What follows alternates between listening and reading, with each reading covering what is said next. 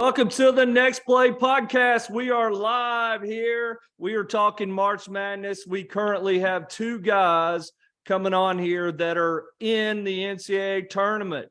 As we speak right now, we have the University of Houston assistant coach Bobby Champagne, and we have FURMAN assistant coach Chad Warner. Now, they didn't know each other was going to be on here. And so they're both surprised to see each other, but they're longtime friends. Also, my co-host, Greg Stewart, he can't be on. He's in softball season. So I've got recurring guests, Adam Nelson and Josh Templeton here. And so, guys, this is going to be real fun. We are going to this is live on Facebook, by the way. And this is the first time I've ever done a live Facebook, so I don't know how it's going to go. So, Josh, Adam, be ready. We've got two guys in the NCAA tournament this week. So first of all, congratulations, gentlemen. Thank you. Appreciate it. Chad, how the kids doing, man? You look good. I saw you on film. Hey, Chad, hey, Bobby, I was rooting for UTC, though, the other day, just so you know. See, UTC they did a warrior culture clinic, Chattanooga did, and I've actually, no lie, Chad, we've got Jake Stevens coming on here in a few minutes. And we got to get y'all off of here. We got to get you off before he gets on. I feel like it's probably not going to be a good time. Chattanooga's best player. And so anyway, I was rooting so hard for them, even though you were there on the bench there, and I was happy for you. You know how that goes, right? Absolutely. I tell you what, that guy is a stud. He's really good, isn't he? So, hey, so Western Carolina, Bobby, did you watch FURMAN in the at all? I mean, you guys had some stuff going on. Did you get to watch them at all? Oh yeah, I watch a lot of games. ESPN Plus has been one of the best things for me. So Chad, tell me this. So like, what were you thinking when it's tied with Western Carolina and that guy just decided to dribble everywhere and not get a shot off at the end of regulation? I mean, what was your plan there? I mean, did you? Well, we didn't want Woolbright to get the ball. And y'all did a nice job denying him the ball. And then when they actually, I don't know if you remember, he actually took the ball in bounds. We ran and doubled. He gave it up and we were able to deny him out. Yeah. But I think everybody, had a little bit of PTSD from last year, and all of a sudden we're in this situation again where a shot could beat us at the last. I mean, I'm thankful it didn't. We were lucky to get out. We were up big in that game and got tighter and tighter and tighter. And thank goodness Mike Bothwell wasn't ready to go home, because he kept us in it when we had lost all our momentum, really.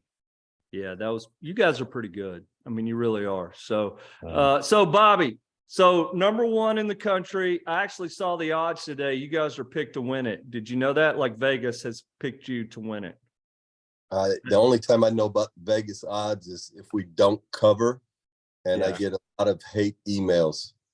Does that happen? That really happens? Happens all the time. I didn't know you were allowed to do that. I'm going to start sending a bunch. It's not lit now. You can't, you don't even know the spread anyway. So all right. So Bobby, update us. What is the University of Houston basketball team, number one in the country? You guys are you're waiting to get a flight, right? That's what's going on right now. Yes, we know we're playing in Birmingham on Thursday at 8:20. We just don't know when we're getting to Birmingham.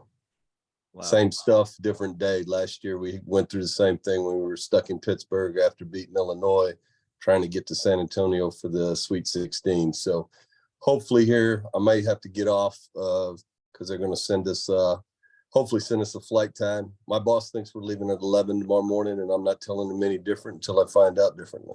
So that's hilarious. So Chad, tell me about y'all's travel plans. You guys are everybody's we're all booked. They've already sent the limos for us. I don't know if FURMAN's getting no, we're in the same boat. We have a tentative departure time, but we're waiting. We just finished meeting, talking about that, trying to get our families lined up, and you just kind of wait until they tell you can fly. So it's a chart. Are you guys chartering, I guess? Yeah, we're playing in Orlando. So we're flying down there. So it'll be fun. I mean, I'm excited. And how many times have y'all did you charter this year? Three or four, maybe, I believe. I got some money, Bobby, at FURMAN. I didn't know they were chartering that much. Did you? If you look at the teams that are winning, they usually got a little money behind them. That maybe there's a correlation right there. Just a little bit. Good players. All right. Money. So both you guys have been very successful Division II head coaches. What's this experience like being an assistant at the highest level on the biggest stage there is? Either one can go. Chat. Both of you were very successful Division II. This is a Gulf South coaching reunion, by the way. So anyway, I will say this. I do think having been a head coach definitely makes you a better assistant. And I just, I've done this twice now where I've left head coaching to be an assistant, and both times I feel like I've probably learned a lot more than I've given, but hopefully, just the older you get, you have a little more experience and are able to maybe support that your boss in a better way. It's not, in my opinion, it's not a whole lot different than what you do. The basketball, the people are the same. The operation is much bigger. The eyes on it are much bigger, but at the end of the day, you're still dealing with 15 individuals and trying to convince them to play for the greater good. It's the exact same thing that really anyone who's involved with a team is doing. And Bobby's working for one of the best in the world at doing that. I think I'm working for one of the best in the world at doing that. And so I've learned a ton and hopefully been able to give something, but have learned a lot for sure. So, Bob, speaking of Bob, I mean, Josh played with Bob at Tennessee Temple. Did you realize that, Chad? I did realize that. I know that. And I heard they were both pretty good players. Yeah. And so Bob, where is he going to be coaching next year? And is that the rumor? Where we got? No, I'm just kidding. Don't answer that. So Bobby, I'm just kidding. Hey, Chad, Tommy said you look good. I think you look like crap. You looked a lot better a couple years ago. Really?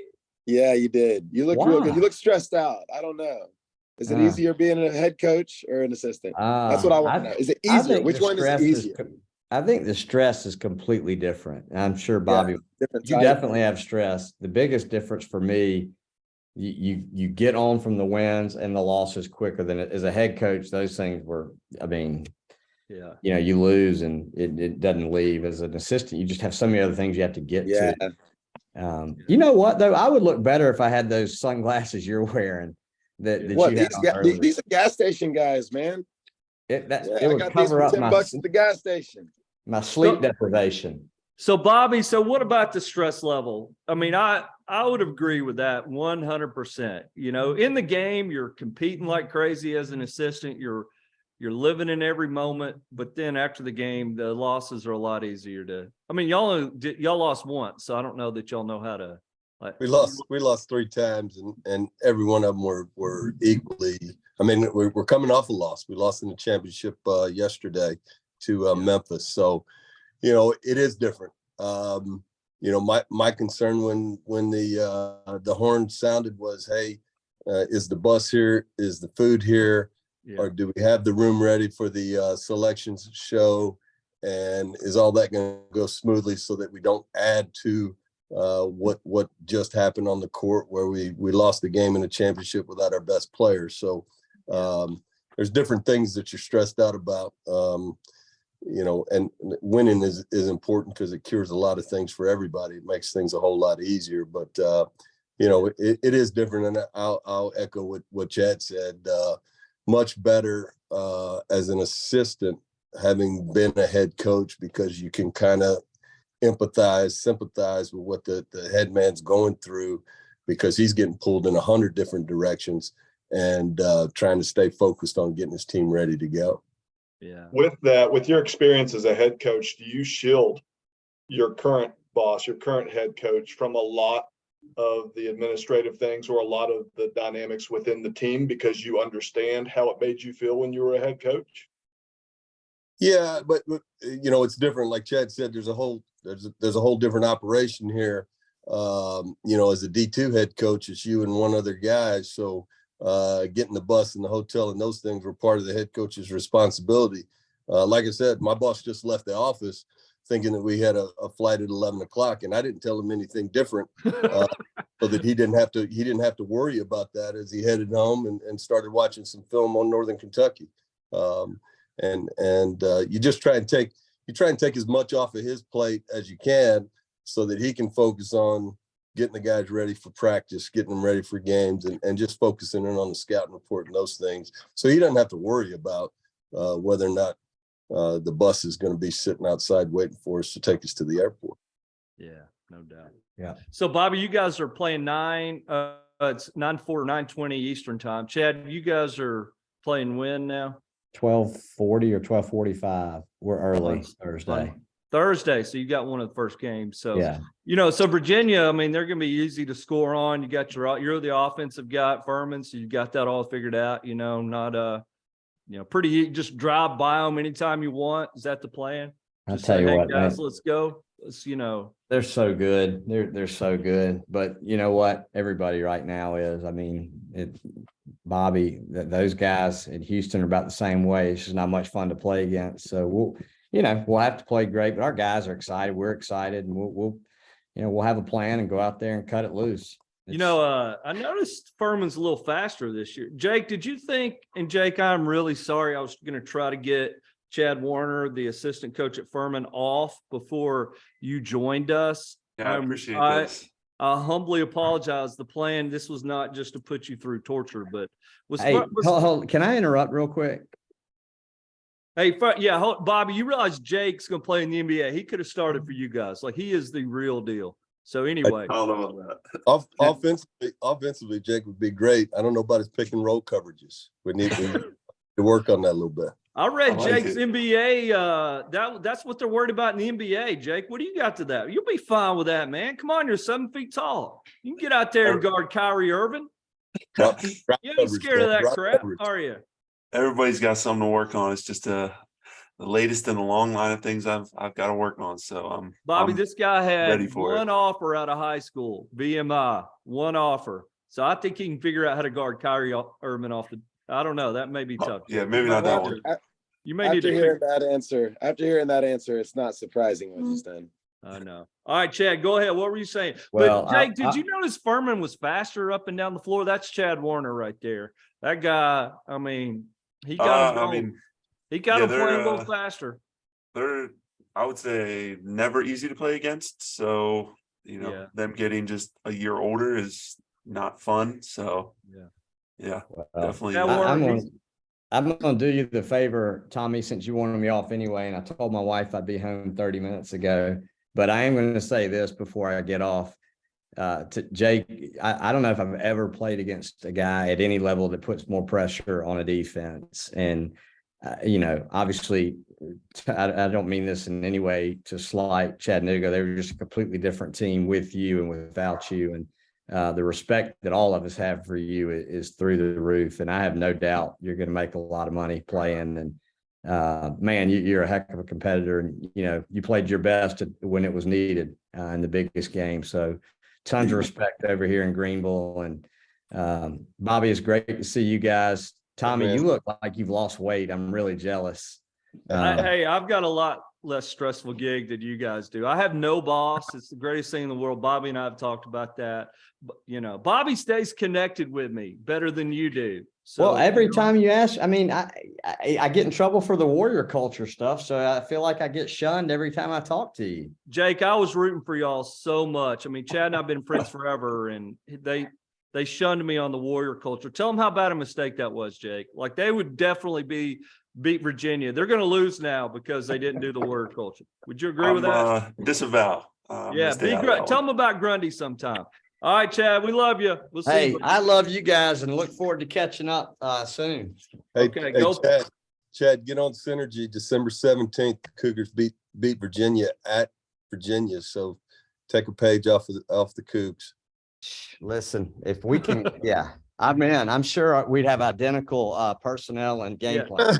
Can they borrow some of those guys you got? So yes. Thanks. Hey, y'all take care. See you, Chad. Jake, I am sorry. I was trying to get him off of here before you were on. That's what you call. I should all over you right there. SHOULD.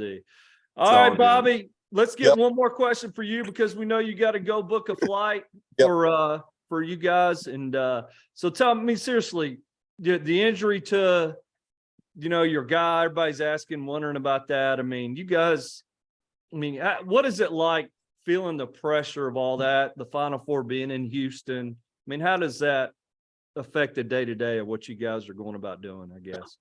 Well, it speaks volumes to my head coach. He's at a place in his career where he understands that the players come first. Marcus Sasser wanted to play. Marcus Sasser probably could have played, but it was the best thing for Marcus Sasser to rest a few more days before we got into the NCAA tournament.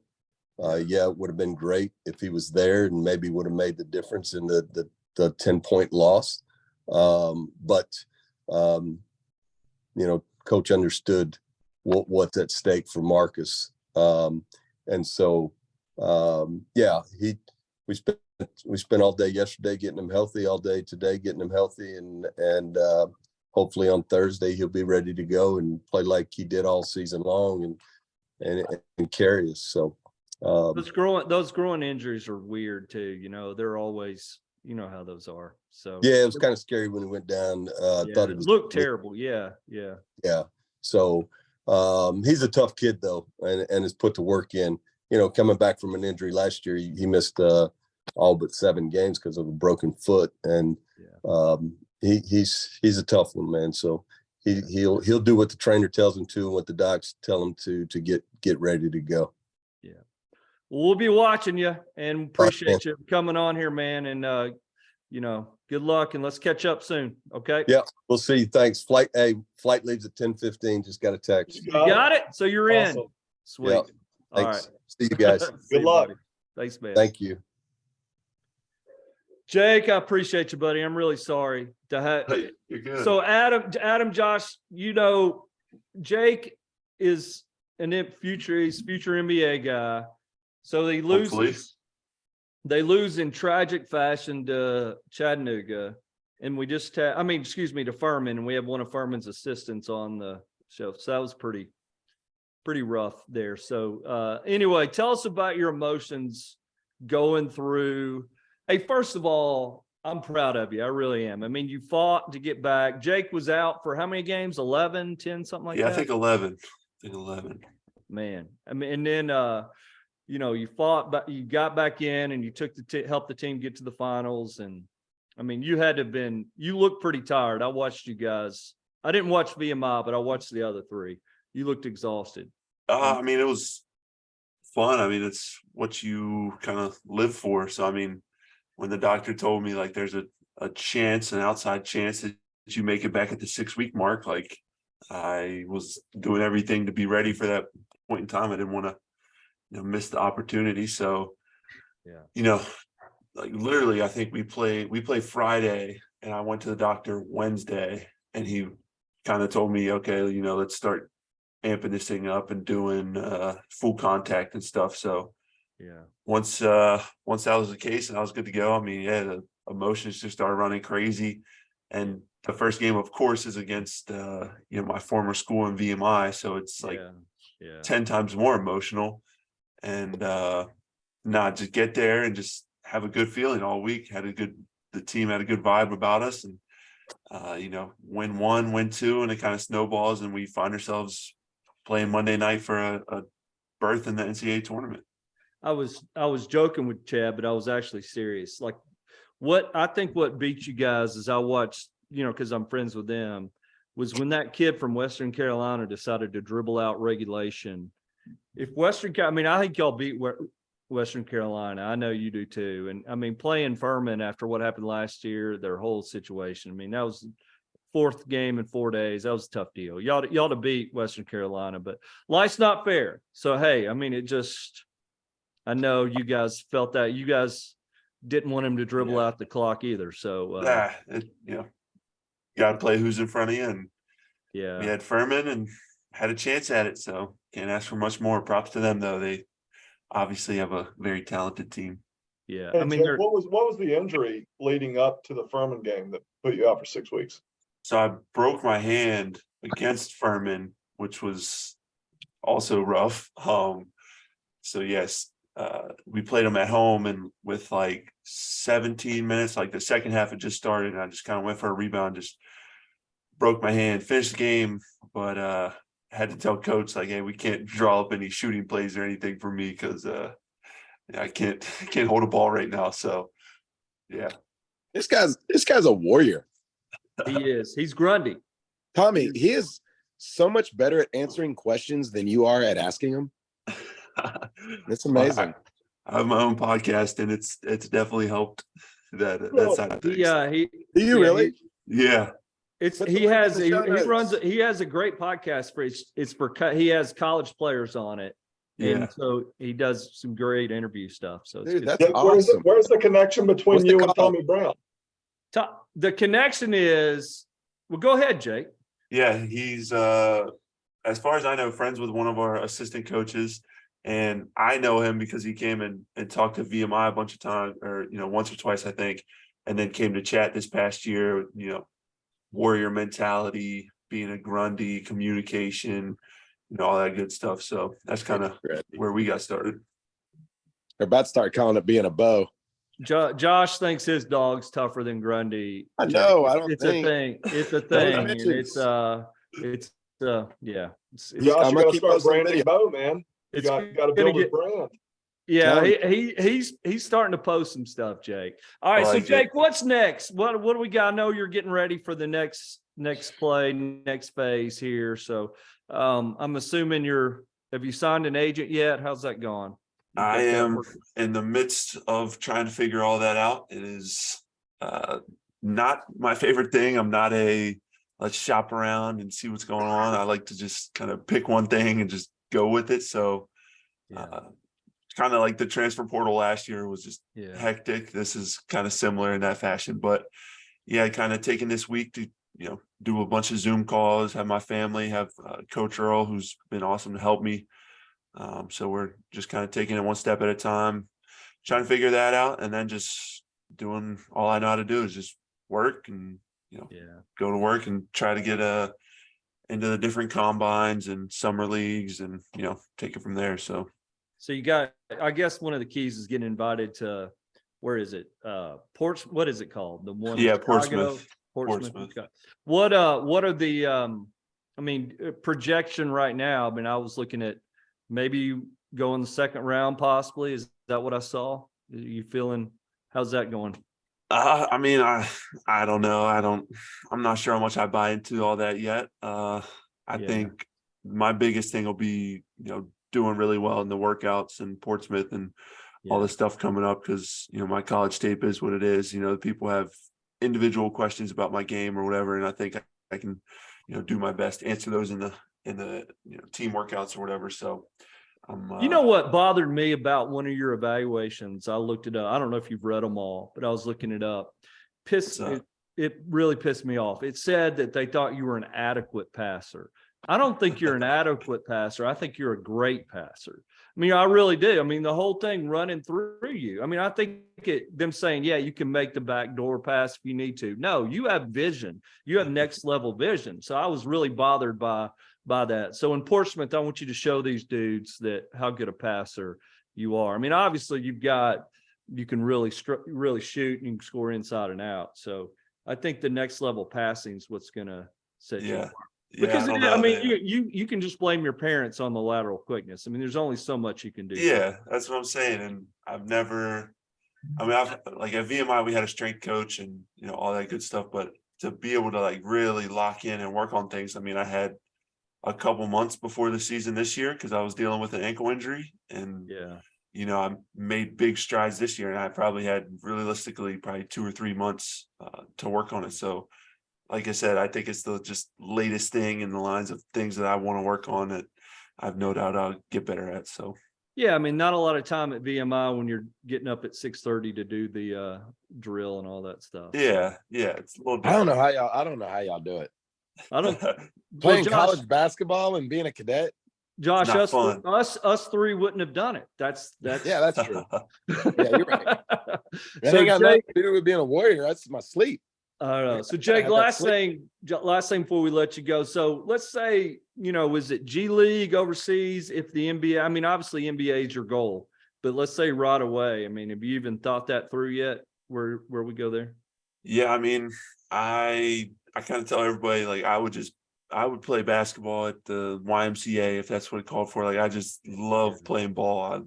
I just got back from a workout tonight. Like, I love playing basketball. I love seeing the ball get through the rim. So wherever that is, if we go through these workouts and teams are super impressed and they think, hey, you're a draft pick and you can play in the NBA, then I will gladly play in the NBA. I will do everything to keep that dream alive. If it's overseas and that's, where I need to be, then that's where I need to be. So I don't care at all. I love playing basketball, and I'm just excited to get another chance.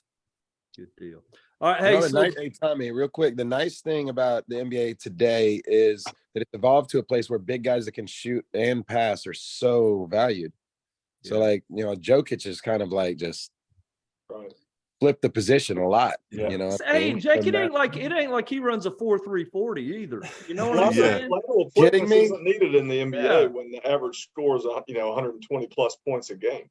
Yeah, I don't know too many. I don't know too many 7-footers that are 270 that are just running, blazing speed. So even Luka, like Luka's not even that. Like he's just kind of old man game. Hey, I loved your fadeaway you threw in the SoCon tournament too. That was pretty little Kobe action there. Yeah. Every now and then, when the time's up against the wall, I'll pull out a little something special. So that's probably not something you do with 28 seconds on the shot clock. So tell me, have you looked at do you fill out a bracket? What do you do? Yep. Have you already filled it out? I always do a first glance, just kind of first impression. Yeah. And I tell you, the number one game I was stuck on was Furman, Virginia. I just have so many mixed feelings. I just don't know what to do. Your heart says Virginia, but your head says that. Yeah, I'm not real sure. I think my heart's telling me to not pick Furman. I think the emotions are still there a little bit. Yeah. But seems like the upset pick, team that can score. But who else did you guys play that's in the tournament? Anybody else? Charleston. So that would be a possible Y'all second round matchup. Them too. You played them tough, right? Yeah, it was our first game of the year. Obviously their first game as well, but not our finest hour. Not my finest hour. I had a ton of turnovers, bunch of missed layups, bunch of missed threes, but it was like I said, our first game, and they're a big upset pick too, aren't they? I mean, a lot of people are picking them to beat. Yeah. I got a 12-13 in the second round. I do. So what's your philosophy, Jake, on winning the bracket? I mean, what do you do? I mean, what's you just go with your gut on every game, or you have a I mean, that's kind of the only way I feel like I can back it up is, hey, this is what my gut said. I don't know. I'm not real sure. I feel like this year is even more than ever. I can see anything happening. Yeah. Sorry, Grundy's a little upset if you hear him barking to the live. He needs his showtime too. Yeah, absolutely. Well, all right, buddy. Hey, we appreciate you, and we'll stay in touch, and we wish you well on the next play, next step, and proud of you. You did a great job. You really did. Appreciate and the way you responded to that injury stuff was that was powerful. Really was. Thank you. And you didn't pout, and you obviously would have been SoCon Player of the Year, all that stuff. But hey, you guys still made all conference, and he missed 11 games. That's pretty impressive. That ain't no little boy. Yeah, hey, Jake. Remind everybody who's listening, what's the name of your podcast again so we can check it out? Yeah, you can catch me. It's on every podcast platform at Catching Fire. We have a big one dropping, should be tomorrow, if not the next day, our bracket preview. So go check it out. What did you do? What's the key? Give us the key bracket preview. What are you guys talking about? You got other college players on there? So this one I have Keller Boothby. He was my interview. He's from Cornell. Yeah. Real good dude. So we just chopped it up a little bit, and then me and my two brothers are actually going to break down the bracket a little bit because obviously it just came out. So we're going to break it down for you guys. So two brothers. I'll send you this because that's what we're about to do, us three. And you probably want to watch it before you do anything with I've been listening to all the bracket podcasts. So so this one's going to be the best. Yeah, no doubt. Yes, sir. All right, buddy. Appreciate you. Talk to you next time, Jake. Guys. Thanks, buddy. Bye. Y'all realize, dude, that guy's so well spoken. He is very articulate, man. Unbelievable. He is. You know what you need? Now You we need to are have- live. Just a reminder, we still are live and recording right now. Oh, I know. Keep going. What are you All right. worried about? I'm not. I'm just saying. No, I'm just like, No, you need to get some clips of that, and high school kids need to listen to that guy talk. You know what I mean? Like, I have a virtual confidence clinic with him that we did. Man, Yeah, it was really good. no, Like his he mind, talked about. got such a purist mindset. Mhm. Oh, he does. And he had no offers but VMI. He had actually only had one D2 offer too. So it's not like he had a ton of stuff. And then we were talking about what do you think when when you're pressure situations, those kind of things. And he gave some great answers to that. So Yeah, all right. he comes across confident, but he comes across humble. Like it definitely, you know what I mean? So really appreciate it. Gave other teams a lot of props too. Yeah, I mean, he's the real deal. I mean, he's going to be. I mean, he's 7 feet and can shoot and pass. I would think somebody can find a place for him, right? You can make a living doing it. I think he's going to be. Yeah, he's going to be our sponsor at some point. If I had a kid that was getting ready to get interviewed or something like that as a player and a high school kid, I'd be like, "Hey, man, you need to go watch this podcast and just steal a bunch of the stuff that he says, and just say it."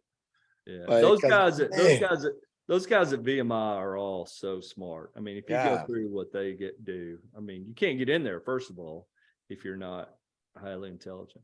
I was kind of blown away at first because and when you said he had a podcast, I was like, oh, now that makes sense. Yeah. He's the real deal. Like I could see him being like working for ESPN on that. All right. So, hey, bracketology. Let's go. Let's roll with it. Adam's got he's got the bracket here. He's going to roll out. And I've got some hidden, like I really have some great advice for people on filling out a bracket. I mean, great advice. I've got Adam, you haven't already filled yours out yet, have you? Are you completely? I did right before this podcast. How many brackets do you fill out? I'll do 3 with a buddy. And then I'll start going into my wife's profile. I'll fill as many as I can, to be honest with you. So and then I'll claim whatever one's the best. Yeah. And so, like, you can always say, "Hey, I picked that game in my bracket." I've tried everything, man. I've tried Old Testament stuff. I've tried prayer. I've tried doing the money ball game where you look at the stats, flipping coins. They're long story short, man. I'm just not good at it. So I'm happy to share it. But I'm going to finish out of the stack rankings on this call. I'll be number 3 by a landslide. I've got some advice though. I doubt it. Yeah, Josh. Josh, you're the professional gambler, right? Reformed professional gambler. I mean, how much? And you don't also reform from being a professional gambler like it's some kind of sin. Okay, not reformed. You are the former professional gambler. There you go. Yeah. Okay. Say it's like a recovering alcoholic or something. Yeah, it's different. Yes. Yeah, because you weren't addicted to it. You just decided to stop. It was a job. It was a job. Yeah. So how much money have you made like gambling athletic events? Not that you coached them. No, when I quit coaching college basketball, I was playing $10 parlays just for fun, like tons of them. While I was playing my poker games. So I was playing, and then I had like the screens for basketball, and I was watching some parlays, and I hit 2 in one weekend, and it was like an 11-teamer and a 9-teamer, and it was like just a little bit of money, like $10 or $5, and one of them was $1,900, and the other was $3,800. That's really the biggest I've ever won on sports. I never bet basketball much. Yeah, that's not a big deal winning. That's 6,000 more than I've ever won or whatever. I did bet Oregon though. That time they were Oregon when they were up by 76 points on TCU, and then they couldn't snap the ball. I lost a lot of money on that game. Do you still bet like live games? No, that was actually what I actually did best at when I was doing was betting second halves. Watch the first half, get the eye test, bet the second half, look at the stats like we used to back in the day. I remember we'd go back in the locker room and sometimes look at each other and be like, we're screwed. Looking at rebounds and turnovers, you're like, Yeah, we got no chance. This one Josh- doesn't look good, man. I say, "Be Josh, what do you got?" And he goes, "Let's just go try to throw our body into somebody and get some foul calls." I was like, "That's our strategy." True Yeah, story, I was and it worked. We got back in the game. Sometimes you just gotta compromise, man. Yeah. It's like, You just there's gotta nothing we go can in there, put do. your Let's head just down try and to jump throw into our something. body into people and see if they call a foul. Like, all right, that's funny. If the refs can turn the game. Yeah, I love that. All right, Adam, real quick. I told Josh very quickly about the Mookie in the closet story. And so just real quick, let's go through that. Now, first of all, I love Mookie Holmes. He's one of my favorite players. And I actually did a Tommy Brown best starting five between Bluefield and Lee players. And Mookie was the starting 4-man, which is, I mean, we had some dudes at Lee. I mean, dudes. And so that was an incredible team that Mookie made. So anyway, real quick, and then we gotta talk bracketology because I've got some great tips. All right, so I'll start this. I haven't connected with Coach. Actually, Josh, I listened to the podcast that you were on. I found your story so interesting. I kept listening to the Next Play podcast after that. I was like, cool. I need to reach out to him because I got a couple people that are coaches in my area. I was like, maybe I could kind of be a referral source or whatever. And then we got to chopping it up about stories from Bluefield. He's like, well, you need to come on the podcast. I was like, sure. So Adam, Josh's episode has been the most watched on Next Play by 4 times. It has 4 times as many views as any other episode. Now, I think the one yours is going to blow up, Adam. So I mean, hopefully, it'll blow up. But Josh's his story is 4 Such times. a cool story. Hey, I enjoyed it. Yeah, that's why I quit my job. I got all cocky about that. Having 4 times more listens. I'm going to start a YouTube channel and do, I don't know. Yeah. No, so we'll see what happens. So Josh, so the first time I get back on with Coach and we're doing this first, it was a 2-segment podcast. One was chopping it up on the old days, and then the other was going to go into mental health and some of the things, performance in sports and yada, yada. So I bring up, like, can I tell a story? And he was like, yeah, just be careful. So I pulled out some content from the story. I just wanted to be able to tell the structure of this Mookie Holmes story and leave out some things that could be incriminating to Coach Brown out of respect for his podcast. And then he calls himself out on it. And so basically what happened. The funny thing is Josh knows exactly, like he can just put himself right in the middle of that and think, like. I'll paint the story here. So so we had a landslide in the conference regular season. There was 2 ways to get the national tournament at that time, right? You could win regular season, you could win the conference tournament. We were up a few games in the regular season my sophomore year. And again, I sat at the very end of the bench. So I know every single game I can remember because I watched it like I was a broadcaster the entire time. And so as I was watching, I think we were up a couple games going into this Tennessee Wesleyan game. It was one of our last games of the regular season. And we had just lost one at home. Coach Brown, you got maybe teched or double teched by Mike Eads. I think I remember a Gatorade cooler hit. You threw a Gatorade cooler and got dumped by Mike? Mike would tee me up. Mike teed me up on homecoming. Yeah. For something I did the year before. It was like Step Brothers watching those guys. It was like watching these 2 guys. I mean, really, you got away with a lot more than most coaches would with him, but he did too, vice versa. I would say. I'd say that's fair. Hey, that'd probably be like if me and Phil were working the game together. Yeah, it would be. Yeah. We were leaking oil and going against Tennessee Wesleyan, and so we had a hard couple practices before then out of punishment. And then go into a Saturday afternoon game at Tennessee Wesleyan, and we come out flat the first half. And, our All-American player came out flat. I mean, he averaged 25 and 12, maybe higher rebounds than that. I don't know, but he was a double-double machine.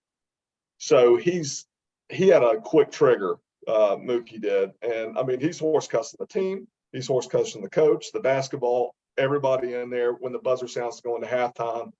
So Coach had to get some control in the situation, right? Of course he did. The way I told it on the podcast was, it was like, hey, listen, there was a lot of frustration. You told Mookie to go into the closet or the bathroom, whatever that side room was, to blow some steam off. And Coach Brown was like, no. He was like, Mookie tried fighting me because I was up in his stuff at halftime. And he was like, so I got him into I think it was the closet, coach. And coach shut the door on our best player. But the problem was it was Saturday afternoon and the door locked from behind. And there wasn't a janitor on site on Saturday. So he locked our All-American. He locked our first team All-American. And it's at halftime. On the last game of the regular season with national. I'm not kidding. It was right with. I mean, it was regular. We won the conference. It's a closet. Yeah. So you can't. We had already you might break his face. Well, the day before we had already won the regular season, so the game didn't mean anything. Okay. But I mean, you know how it is when it doesn't mean anything, you're still competing, and then that makes you matter than anything when you play bad. So I didn't know if we won it today or not. I knew we had it was coming down to the wire for us in the regular season. So if we did clinch it, there was a lot of frustration there, and the door shuts abruptly on Mookie, and he gets locked in the closet. I didn't lock him in there. Like I didn't shut him in there. You didn't know the door, it was already locked. It was propped open. Yeah. Okay. And it was a little walk-in room. Yeah. And people had to get between y'all. He goes in there, you slam it because we're running out of time at halftime to do the adjustments. Yeah. And the horn sounds. and so for the record, I did not mean for him to be locked in the closet, correct? That wasn't a Mike Leach thing. Yeah. So it wasn't like that. It was an accident. But we go out in the second half without our best player for a few minutes in the second half until we had somebody come on site to let him out. 10 minutes. Yeah. This is not, Josh, this would be like not having Kevin Smith or not having, it's like the other team would notice what's going on in this, it's like, he was player of the year. Yeah, player of the year. Stomach bug or something. Nope, he's actually just locked downstairs in the closet. Yeah, true story. Just normal stuff, Did we win the game? We did win the game. Well, all I know, we either lost really bad because I think I scored 2 points, which doubled my scoring average for the season. Yeah. Late in that game, you remember those moments. So either we came back and were up big, or we didn't. Because I wouldn't have been in otherwise, coach. I promise you that. Remember either. All right, bracketology. So here are my three. First of all, Adam, who's your final four picks? So I'm going to share. Well, I won't share my screen. I'll just do this. Share your screen. Yeah, well, you can share. I need to make you the host, don't I? I need to see a bracket. I haven't seen one yet. I can do it. Did you make me the co-host, coach? I'll do it real quick. Let's do it. Participants. So Josh, here's my philosophy as we're trying to get Adam going on the host thing. So I believe teams, first of all, I didn't want to say this to Houston, to Bobby. Guys that I can tell you were holding something back. Exactly. Guys that have injury issues, teams that have injury issues, no way. Late. Mark your list. Yeah. Injury issues late. Like that's Tennessee. Tough. Tennessee has no shot. They'll probably get beat by Louisiana, but there's no way. I mean, there's no way they're going to make it. So, and who else has got injury issues? I would mark them off. Let's see. There's 2 or 3 other teams with injury. Man, ESPN has 83% of people Virginia beating Furman. They ain't seen Furman. That's crazy. Yeah. So I don't think Houston. I think Houston could get beaten that second round against. And I got Houston walking. That's why I'm really bad at this. So that's principle number 1 from Coach Brown. If there are late injuries, don't move them forward in your bracket. TB, I got principle number 2 for you, I think. All right, go for it. I think teams have grueling roads or win, either grueling roads or win like like the top seed, and they don't have really they just roll through the conference tournament. See, this is both ends of the spectrum. I think that you both just ends of stole the that was spectrum my are that was my third principle. I was going to say that exact same thing. balanced. Oh, See, you well, and I, our my brain, bad. Adam, our brains are pretty much the same when it comes to basketball. Like literally, we would finish each other's sentences. I'm so with you. Like That's I why think that, basketball bores me so much, because I realize how much of a bore you are, and now I don't even really want to coach anymore. yeah, and I realize how much smarter you and I are than most people, and it just really, yeah. So for the two smart guys on the call, go ahead and blow up what I got on the screen right now. Can you see my screen? First, I'll ask that. Standard. Can I make a confession? Fire away. I've Adam, seen scroll it up a little bit so we can see it all. Let's see I guess, yeah, no, the other way, I guess all right, yeah, let's go through this. I'll move down the bracket. We'll start. Okay, at the let's do south this first. and go down. Yeah. So I'm not going to do anything crazy. I did pick Furman. I did pick Charleston. Yeah. Okay. It's two upsets. And the only reason why is I read the ESPN cheat sheet where they analyzed every team and gave them a star rating. Yeah. So I went that route there. There's not anything here that's going to stick out. You tell me where I'm wrong, though. That's what I want, because I'm going to adjust this on the fly. I don't know why you adjust. I got to make my confession first. What's your confession that you haven't even looked at it? Well, that too. But I've watched 2 college basketball games this year.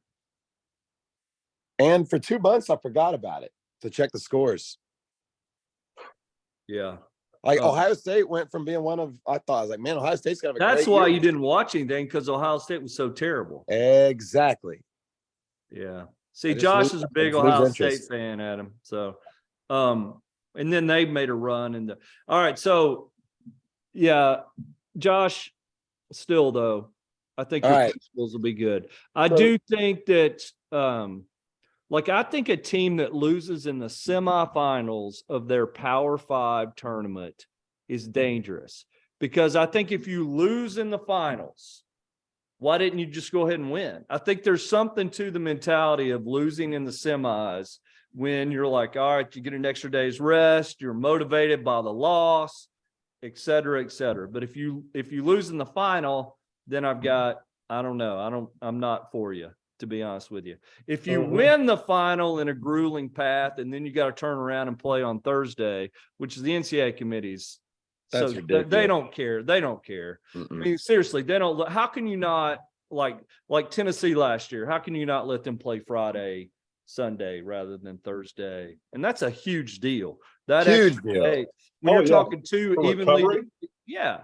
And Bobby wouldn't say it, but the NCAA, they are so bad at all this travel stuff. Like, they are terrible at getting these guys are used to doing their own stuff, and now the NCAA, they got to wait on them because they're paying for it, and they just screw it all up. It's what a nightmare it is having to work with an airline or a charter company, because the brackets come out late Sunday evening and you're the number 1 overall seed, or at least the most favored team in the country, and aren't sure when you're going to be flying out the next day.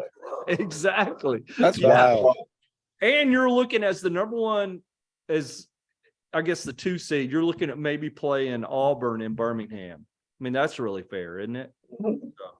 All right. So my other principle is this, Josh. Well, the semis, all right, no injuries. Don't go for teams with injuries. Number 2, go with the team with the semis that lost in the semis. If they lost in a, Power 5 final, what do you think about that? What do y'all think about that? I like it. They're hot enough to get there. Yeah. Sorry about Grundy here. Grundy, shh. You're messing up the live podcast. Oh. So anyway. Go ahead. I was going to say, the only blue blood that I'm seeing in the top seeds is Kansas.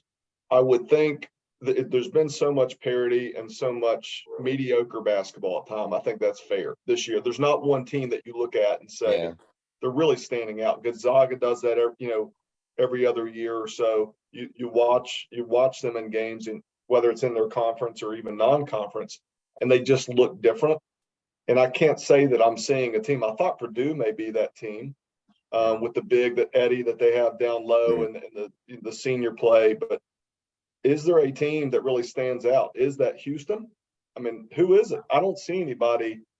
I just think think it- Alabama is by far and away the best team. You do. Now, if they win, I don't know, but those guys, they're so long. They are so good defensively. Brandon Miller can just get a bucket. They don't care that about this whole, they have not been distracted at all by the murder weapon stuff. I mean, they don't care. And Brandon Miller, I think, is not like he does. I mean, they did the whole pat down thing. Like he doesn't care. Like it just doesn't bother. Like I Right. think that there's just, I think they're just, I would pick them. I just think there's so many different ways they can beat you. They can grind you out. They can score. There's so much space, and they can win a tight game when they're not playing great offensively, but they have a next level offensively. Thoughts? Yeah. Go ahead, Josh. So I think the teams that shoot it as well as they shoot it too, and they got some old heads. yeah. If I remember right, is Quinterly? coming Quinterly, off the he is bench still now? around. And is he coming still off there. the bench? Uh, He's been coming off the bench some this year, from what I've heard. He's like, and he is bad, dude. he's good. He is He's so good. They're gonna He's one of be- my favorite players in college basketball the last few years because I think he's tough. But Adam, you were saying Purdue. Watching them in the Big Ten tournament, I'd be shocked if they just literally urinated all over themselves at the They end dropped of that 4 game. games before the Big Ten. Like Yeah, they I 4 did. straight. It's just I thought prior to that they had the size and the maturity, and they looked like that team a couple games I'd watched. But I'm with you. I guess Bama's the favorite. Those freshman guards from Purdue, I would be surprised if they made it all the way. I think they struggled. They turned it over. They're still freshmen at the end of the day. And if Edey gets in foul trouble, which is, he's so much bigger than everybody else, referees. Do you know how many fouls he averages per game? How many? It's like 1.4 or something. Yeah, that's impressive. Yeah. I don't know why I know that. I think I was watching one game.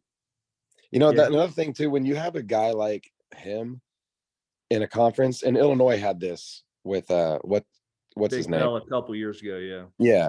And I picked them to win it, and they made it to the second round. Well, see, those guys are so unique. I feel like it takes half the season for the other teams to figure out how to deal with them.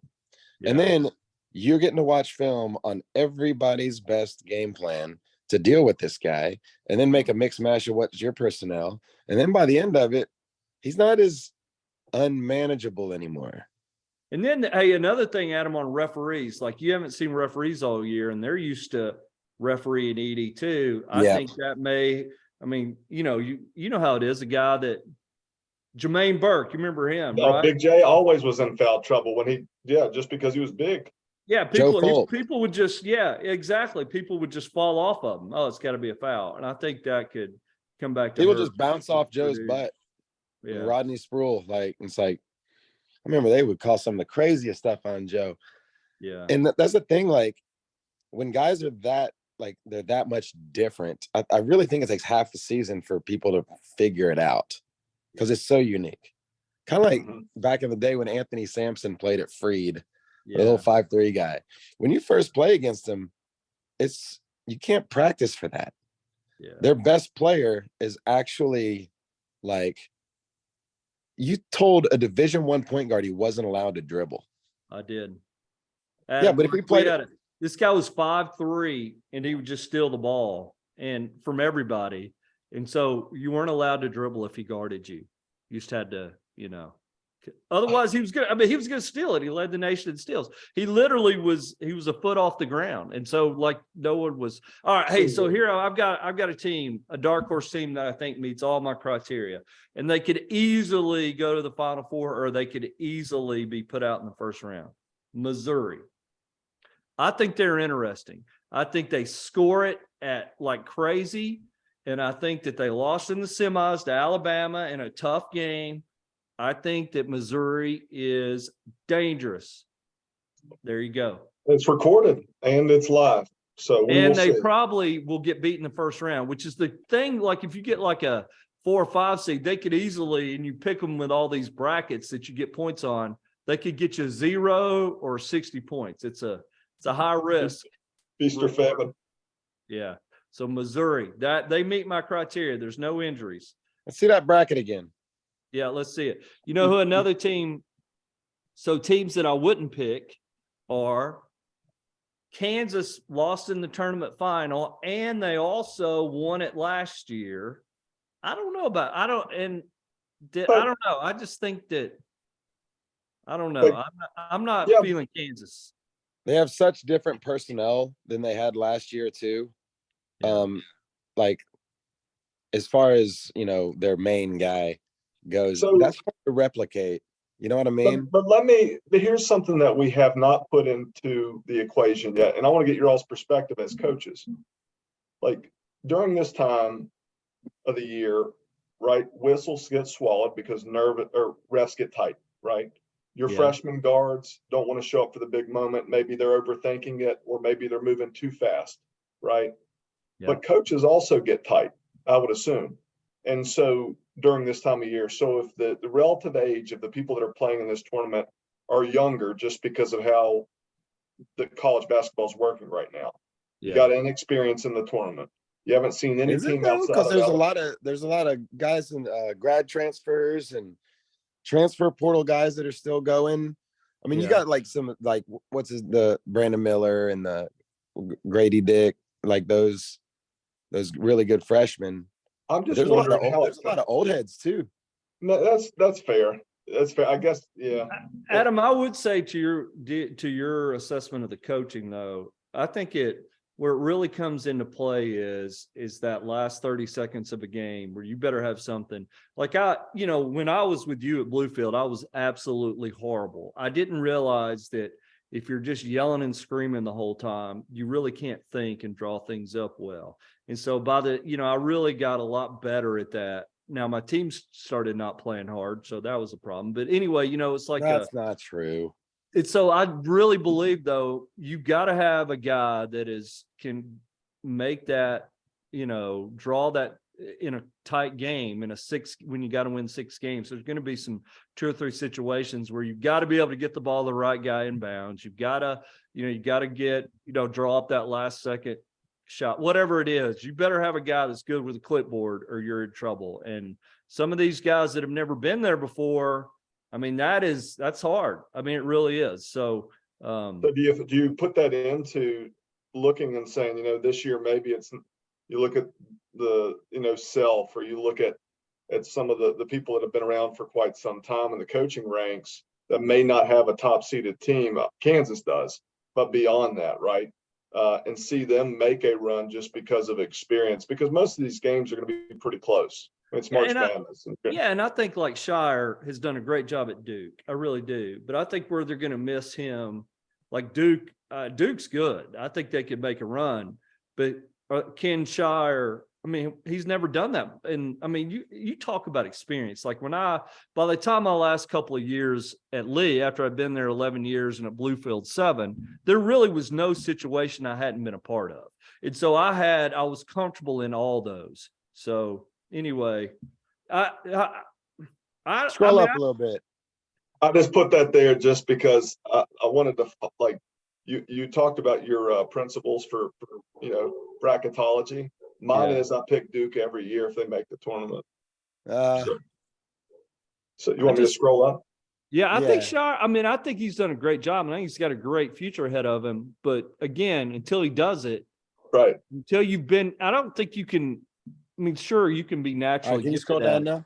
But experience is key in this whole thing. So I'd say Baylor, they could lose in the first round or they could go to the Final Four. They're Did Marquette end up not making it? Where's Did Marquette? who? Marquette's in there. Marquette, no, Yeah, where? Marquette, they play so hard. But Marquette's there's a whole lot. Marquette's my sleeper.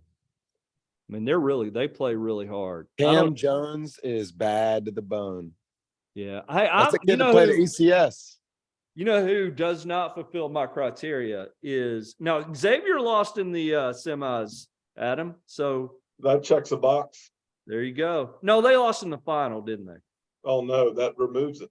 Yeah, it does. I'm the worst. This is going to be bottom percentile in the country. Yeah. All right. You know who else I got is UConn. I think UConn lost in the semis. I love UConn. I think Tommy. they're older. I think Danny Hurley is, I think he is, Yes. I think he's really good. I could see them really. I'm big on UConn. That kid, that one little crazy kid that comes off the bench, that's all emotion. Yeah, what is his name? Little guard. It's a weird name. Yeah. I like Their UConn. size. Too. Those guys, they're big guards. Yeah, man, I love their team. They're actually the team I've seen the most this year. I've seen them 3 times. TCU is they're a semifinal loser, aren't they, Adam? Didn't they lose in the semis? Mhm. Yeah, Because I feel like if you lose before the semis, you just didn't care, and that's an issue. You know, like you ought to be able to get to the semis.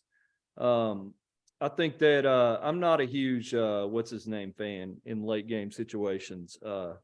But Coach K, John Calipari lost in the quarterfinals, didn't he, in the SEC tournament? I mean, When are they going to call him out? I mean, at some point, he keeps getting top recruiting classes and flopping. I think he's taking a lot of heat. I've read a ton about them. I think he's got some issues on like his staff where he's just not. I mean, when you've got 20 people on your staff, you would think you could get some people to do things a little better. But I mean, I don't know. I don't think Calipari's ever been a late game genius. Not but been an X's and O's guy. He's a salesperson, is what he is. I mean, I tell you, it's not like he doesn't. People act like he doesn't know the game. He really does. He's really good, but I don't know that he's the guy you want with a clipboard. I'll tell you who's really good is Matt Painter, but at Purdue, but I just don't. I think they get in that Elite 8 game, and they think, hey, we haven't been to the Final Four in 53 years or whatever it's been. I think that becomes an issue. So who are you all? Have I heard who you're picking? Well, who's winning the national championship? I have not done my brackets yet, but I am just giving people listening and that my principles of lost in the semis, no injury issues, and Josh saying, if they had a brutal road, I don't think you are too easy of a road. I think you mark them off too. And so I think the too easy of a road is they don't have enough fear. So that fear kind of like balances the nerves because there's so much urgency. Yeah, it's like Adam, my stepson at Barry, they were 17 or 18-0 in the regular season. They hadn't played and they won their regular season at Barry College, Division III. They get in the finals of their conference tournament at home. They're up 4 with 37 seconds left. And then they hadn't been in any close games. Yeah. Sewanee makes a couple plays. Barry misses some free throws, and Sewanee hits a 3 at the buzzer to beat them. It's because, they just hadn't been there. I think Josh is so right. You need to have had some tough games, but it cannot be where you're just worn down. Like that's where I worry about the Big 12 too, because every night was just there was nothing easy in the Big 12. Hey, the Big 10's like that too. Yeah. The Big 10 is just a bloodbath. Yeah. That's what I was going to reference. Big 10. With that theory, that means that the Big 10, Big 12 are canceled out. Do you take a conference like the ACC that had some quality basketball, but kind of a flat year as a conference? I got one. Who you got? Who you got? I really like Miami. Miami. Hey, Adam, here's my problem with Miami though. They've got an injury though. Josh, I would have said Miami meets all my criteria, but their best player, I can't remember. Yeah, hurt his ankle in the semifinal game. I didn't know that. Yeah. I think Jim Larrañaga is one of the best too. He is, and I would say Miami 100% meets all my criteria except for that injury. So I thought a 5 seed was low for them. Yeah. Which high ankle sprain, is that what it was? something. I Yeah, mean, he's done. Yeah. yeah. And It's a high then, ankle sprain. yeah, and then you got the Texas A&M with Buzz. What do y'all think about that? I almost got Chris Moody to call in. So Adam, one of our good friends, is grew up with Buzz Williams, and so goes with Buzz all the time at A&M. And so I was going to get him to call in and talk about that, but I totally forgot, to be honest. Buzz is a culture king, man. When he was at Virginia Tech, I lived in Blacksburg at the time, and I mean, that you want to talk about a guy that's read a few Tony Robbins books, man.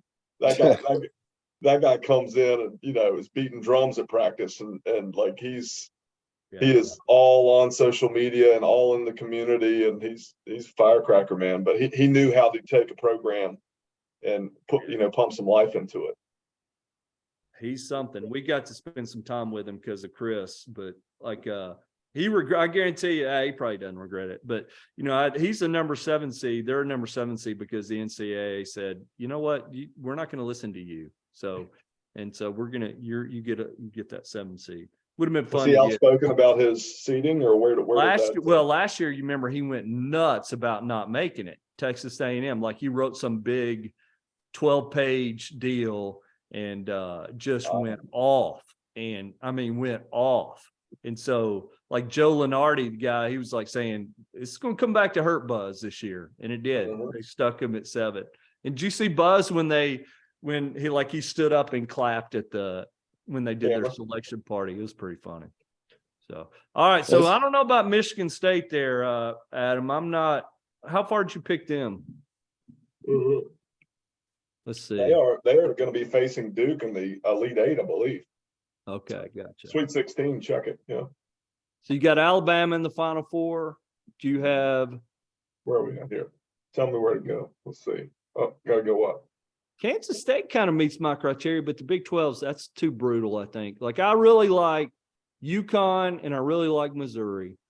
And But I mean, Tommy, you say it's too brutal, but at the same time, like, you got Baylor a couple of years ago coming out of the brutal conference. I mean, Michigan State has done it a bunch. Like, you never know sometimes. Remember when UConn went on that crazy run? Yeah. And they went through the most grueling with Kemba Walker Big 12 tournament, and then they kept going. Yeah, they just kept going. They just totally flipped our theories. Just is that where they played Kentucky when Kentucky was loading the championship? Think so. Yeah. They're the exception though, not the rule. Yeah, I mean, I'm not saying our theories are foolproof. I tell you who, Memphis, I just don't see them making a deep run. Just don't see it. No. I don't think Anthony Hardaway just sets the world on fire as a coach either. Not saying he's done a horrible job. He's recruited well, but they did knock off.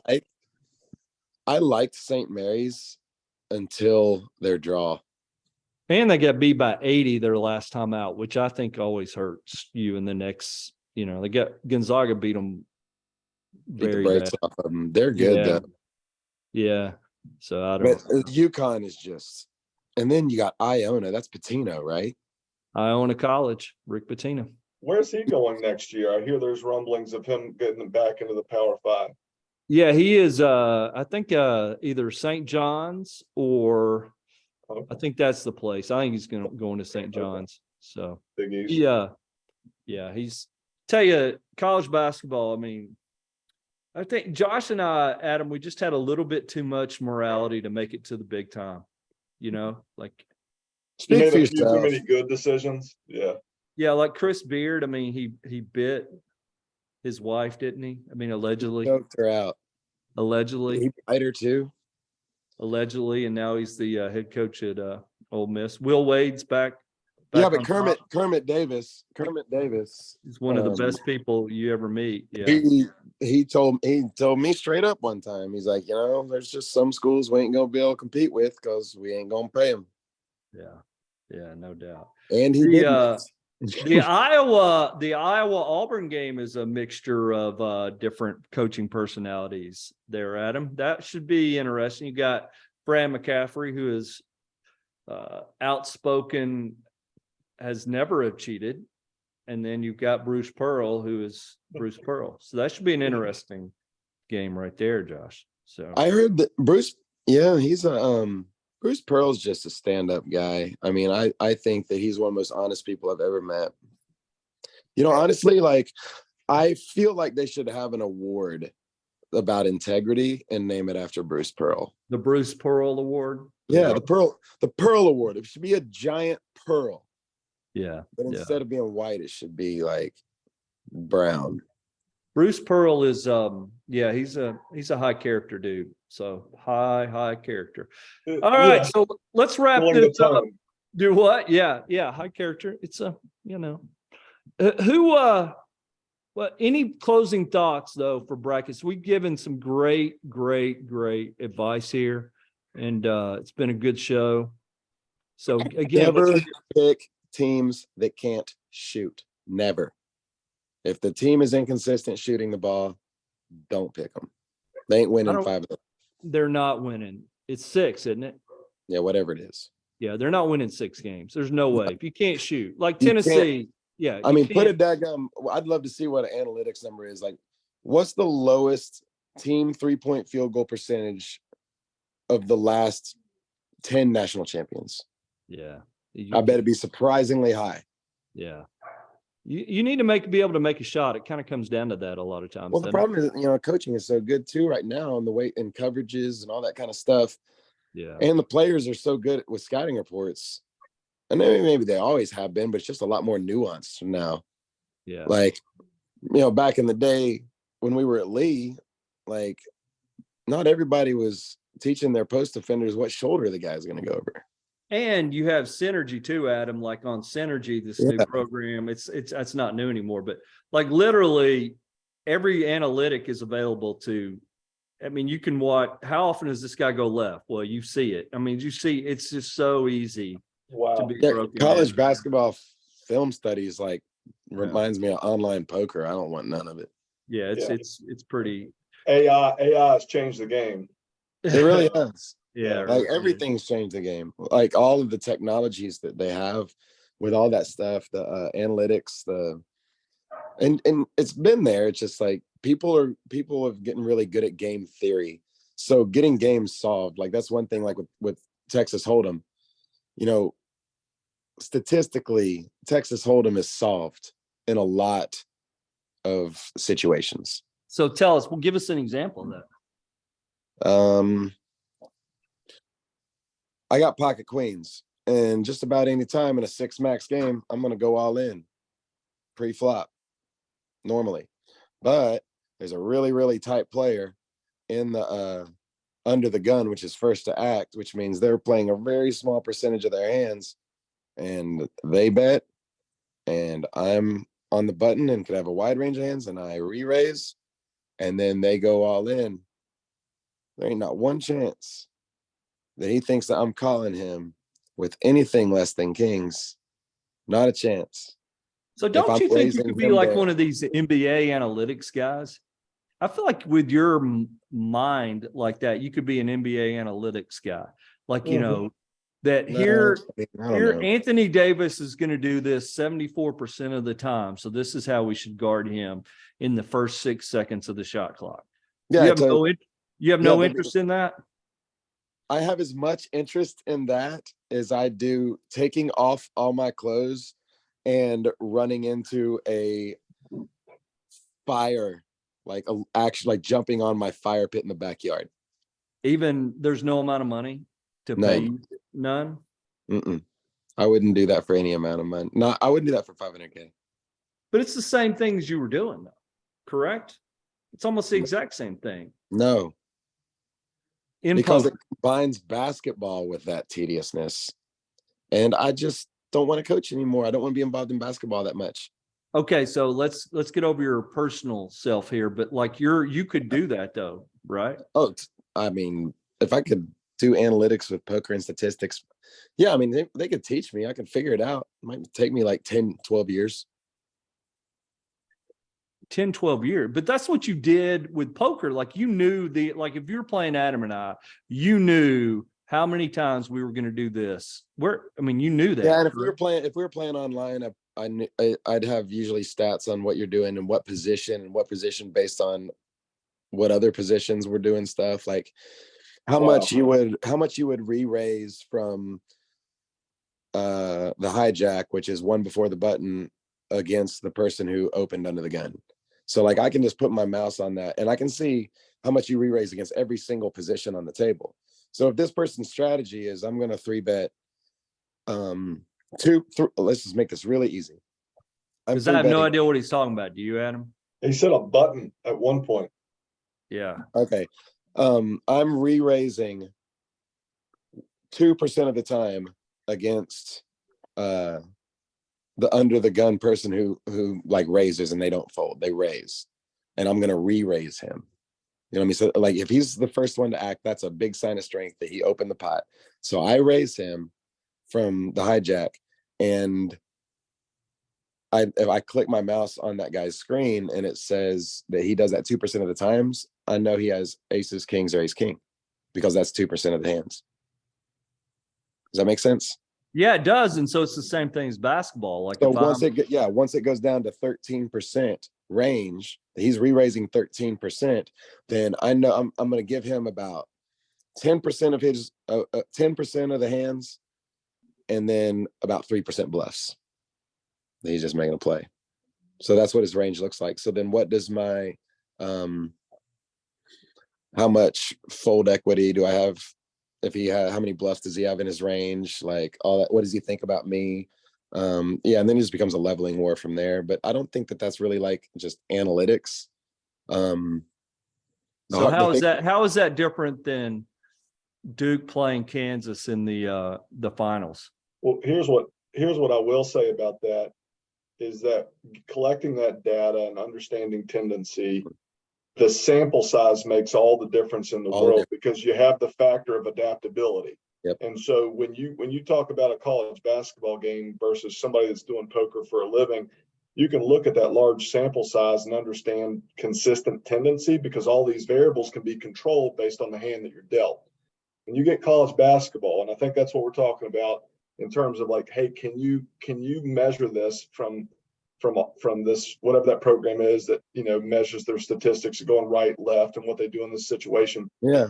I think when you get postseason and you get 18, 19, 20, 21-year-olds, and you get pressure and other non-quantitative variables into the mix, then it's hard to draw on patterns previously, because this is a whole different environment that they're in. And if they've adapted since then, if they're on a heater, or they picked up a new offense or a new defensive scheme and they're riding it right now, or whatever else that falls outside of that sample size, and they're running with it, then you're analyzing a team that's not in front of you.